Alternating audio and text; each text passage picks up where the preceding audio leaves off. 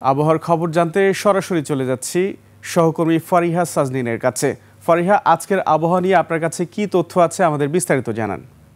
ধন্যবাদ সুমন।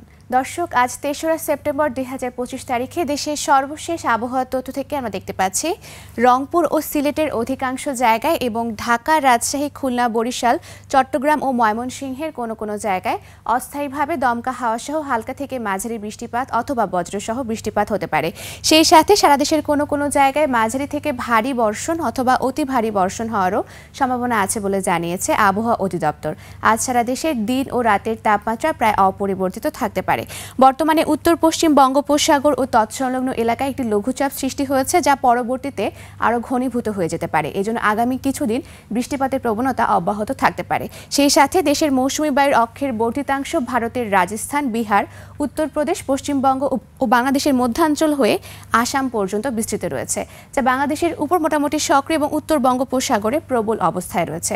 বর্তমানে বিশেষ কিছু অঞ্চলের তাপমাত্রা যদি আমরা দেখে থাকি, তাহলে সিলেটে রয়েছে 29 ডিগ্রি সেলসিয়াস, ঢাকায় 32 ডিগ্রি সেলসিয়াস, কুমিল্লায় 30 ডিগ্রি সেলসিয়াস, খুলনায় রয়েছে 28 ডিগ্রি সেলসিয়াস এবং বরিশালে রয়েছে 27 ডিগ্রি সেলসিয়াস। গতকাল সর্বনিম্ন তাপমাত্রা রেকর্ড করা হয়েছে বান্দরবনে, যা 23.8 ডিগ্রি সেলসিয়াস এবং সর্বোচ্চ তাপমাত্রা সীতাকুণ্ডে, যা 36.8 ডিগ্রি সেলসিয়াস।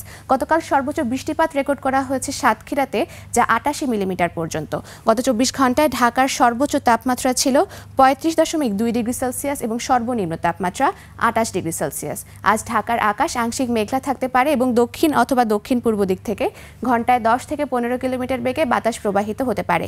আজ সকাল 6টা অনুযায়ী ঢাকার বাতাসের আপেক্ষিক আর্দ্রতা নির্ণয় করা হয়েছে 83%। সেই সাথে আজ ঢাকার তাপমাত্রা শুষ্ক থাকবে এবং হালকা বৃষ্টিপাত হওয়ার সম্ভাবনা আছে। আজ সূর্যোদয় হয়েছে ভোর 5:40 এবং সূর্যাস্ত হবে সন্ধ্যা 6:16। দর্শক, এ ছিল আমাদের আজকের আবহাওয়ার তথ্য। ফিরে যাব সুমনের কাছে। সুমন।